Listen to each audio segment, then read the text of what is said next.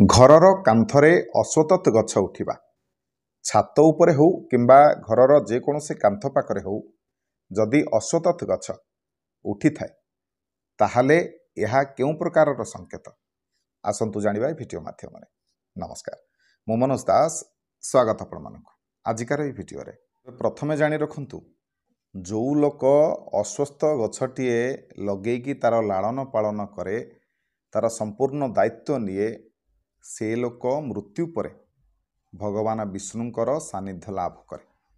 ବୈକୁଣ୍ଠ ପ୍ରାପ୍ତି ହେବ ଆପଣଙ୍କୁ ଯଦି ଆପଣମାନେ ଏହି ଛୋଟିଆ କାମଟିଏ କରିବେ। ଅଶ୍ୱସ୍ଥ ଗଛର ମହିମା ଆମ ସତ୍ୟ ସନାତନ ହିନ୍ଦୁ ଧର୍ମରେ ବହୁତ ଉଚ୍ଚରେ। ଏହି ଅଶ୍ୱସ୍ଥ ଗଛ ବିଷୟରେ ସ୍ୱୟଂ ଭଗବାନ ଶ୍ରୀକୃଷ୍ଣ ଗୀତାରେ ମଧ୍ୟ ଅର୍ଜୁନକୁ ଉପଦେଶ ଦେବା ସମୟରେ ଏ ବିଷୟରେ କହିଛନ୍ତି।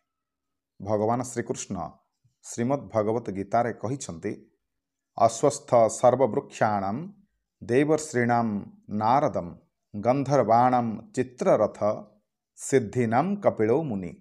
ଏହାର ଅର୍ଥ ହେଲା, ଭଗବାନ ଶ୍ରୀକୃଷ୍ଣ କହୁଛନ୍ତି ଅର୍ଜୁନକୁ, ହେ ଅର୍ଜୁନ, ସମସ୍ତ ବୃକ୍ଷମାନଙ୍କ ମଧ୍ୟରେ ଅଶ୍ୱତଥ୍ ଗଛ ପ୍ରଧାନ ମୁଖ୍ୟ।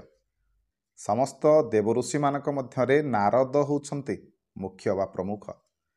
ସେହିଭଳି ସମସ୍ତ ଗନ୍ଧର୍ବମାନଙ୍କ ମଧ୍ୟରେ ଚିତ୍ରରଥ ମୁଖ୍ୟ। ସେହିଭଳି ସମସ୍ତ ମୁନିମାନଙ୍କ ମଧ୍ୟରେ କପିଳ ମୁନି ହେଉଛନ୍ତି ଶ୍ରେଷ୍ଠ। ତେଣୁ ଯେହେତୁ ଭଗବାନ କହିଛନ୍ତି, ତେଣୁ ଅଶ୍ୱସ୍ଥ ଗଛର ମହିମା ବହୁତ ଅଧିକ। ଭଗବାନ ଏହା ମଧ୍ୟ କହିଛନ୍ତି, ଅଶ୍ୱସ୍ଥ ଗଛ ହେଉଛନ୍ତି ଭଗବାନ ନିଜେ। ତେଣୁ ଅଶ୍ୱସ୍ଥ ଗଛଟିଏ ଲଗେଇକି ତାର ସେବା କରିବା ଯାହା, ଭଗବାନ ବିଷ୍ଣୁଙ୍କର ଜଗନ୍ନାଥଙ୍କର ସେବା କରିବା ସେଇଆ। ଦେଖନ୍ତୁ, ଅଶ୍ୱସ୍ଥ ଗଛର ସେବା କରିବା ଦ୍ୱାରା ପିତୃଦୋଷରୁ ମଧ୍ୟ ମୁକ୍ତି ମିଳିଥାଏ, ଆମର କଲ୍ୟାଣ ହୋଇଥାଏ, ମଙ୍ଗଳ ହୋଇଥାଏ। ତେବେ ବହୁତ ସମୟରେ ଆପଣମାନେ ମଧ୍ୟ ଦେଖିଥିବେ, ଆପଣଙ୍କର କାନ୍ଥର ପାଚେରୀରେ ହେଉ, ଘର କାନ୍ଥ ସାଇଡ଼ରେ ହେଉ, ଛାତ ଉପରେ ବି ହେଉ କିମ୍ବା ଅଧା କାନ୍ଥରେ ବି ହେଉ, ଅଶ୍ୱସ୍ଥ ଗଛ ପ୍ରାୟ ସମୟରେ ଆପଣମାନେ ଦେଖିଥିବେ। ତେବେ ଏହା କେଉଁ ପ୍ରକାରର ସଂକେତ? ଏଥିରୁ ଆମକୁ କେଉଁ ସବୁ ସୂଚନା ମିଳିଥାଏ?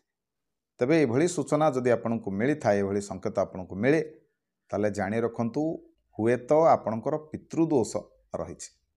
ତେଣୁ ପିତୃଦୋଷରୁ ମୁକ୍ତି ପାଇବା ନିମନ୍ତେ ଆପଣଙ୍କୁ କାର୍ଯ୍ୟ କରିବା ଆବଶ୍ୟକ। ଯଦି ଆପଣଙ୍କର ଛାତ ଉପରେ ହେଉ, ଘରର କାନ୍ଥରେ ହେଉ, ଯଦି ଅଶ୍ୱସ୍ଥ ଗଛ ଉଠିଥାଏ, ତାହେଲେ କ'ଣ କରିବେ? ତାକୁ ଆପଣମାନେ ପ୍ରଥମେ ଉପାଡ଼ନ୍ତୁ। ଉପାଡ଼ିକି ନେଇକି ଏମିତି ଜାଗାରେ ଲଗାନ୍ତୁ ଯେଉଁଠି ଆପଣମାନେ ତା'ର ଟିକେ ସେବା ଯତ୍ନ କରିପାରିବେ। କମ୍ ସେ କମ୍ ଛୋଟରୁ ବଡ଼ ହେବା ପର୍ଯ୍ୟନ୍ତ ତା'ର ସେବା କରିପାରିବେ। ଆଉ ଯଦି ଆପଣମାନେ ଖାଲି ଉପାଡ଼ିକି ଫିଙ୍ଗି ଦିଅନ୍ତି, ତାହେଲେ ନିଶ୍ଚିନ୍ତ ଭାବରେ ଏହା ଆପଣଙ୍କ ପାଇଁ ଦୋଷାବହ ହେବ।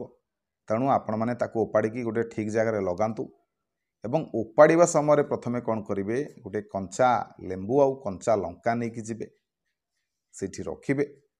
ରଖିକି ପ୍ରଣାମ କରିବେ, ବୃକ୍ଷର ଆଶିଷ କଲ୍ୟାଣ ଭିକ୍ଷା କରିବେ, ଜଣେଇବେ ଯେ ପ୍ରଭୁ, ଆପଣ ତ ଏମିତି ଜାଗାରେ ବାହାରିଛନ୍ତି ଯେଉଁଠି ମୁଁ ଆପଣଙ୍କୁ କେବେ ବି ରଖିପାରିବିନି। କାହିଁକିନା ଯଦି ସେଠି ସେ ଗଛଟି ବଡ଼ ହୁଏ, ତାହେଲେ ନିହାତି ଭାବରେ ଘର ପାଇଁ ବିପଦ। ତେଣୁ ମୁଁ ଆପଣଙ୍କୁ ନେଇଯାଉଛି, ଠିକ୍ ଜାଗାରେ ରଖିବି।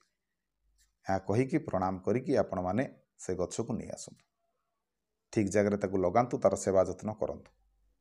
ତେବେ ଯଦି ଆପଣଙ୍କ ଘରର ଛାତ ଉପରେ ବା ଘରର କାନ୍ଥରେ ଯଦି ଅଶ୍ୱତଥ୍ ଗଛ ହେଇଛି ଆଉ ଆପଣମାନେ ତାକୁ କ'ଣ କରିବେ ବୋଲି ବିଚାର କରୁଛନ୍ତି, ତାହେଲେ এই ପ୍ରତିକାରଟି କରନ୍ତୁ। ଆପଣଙ୍କ ପାଇଁ ଭଲ ହେବ, ଆପଣଙ୍କର ମଙ୍ଗଳ ହେବ। ଭିଡ଼ିଓ ଭଲ ଲାଗିଥିଲେ ଭିଡ଼ିଓକୁ ଲାଇକ୍ କରିବେ, ସେୟାର କରିବେ, ଚ୍ୟାନେଲକୁ ସବସ୍କ୍ରାଇବ୍ କରିବେ। ରହିଲି, ଜୟ ଜଗନ୍ନାଥ।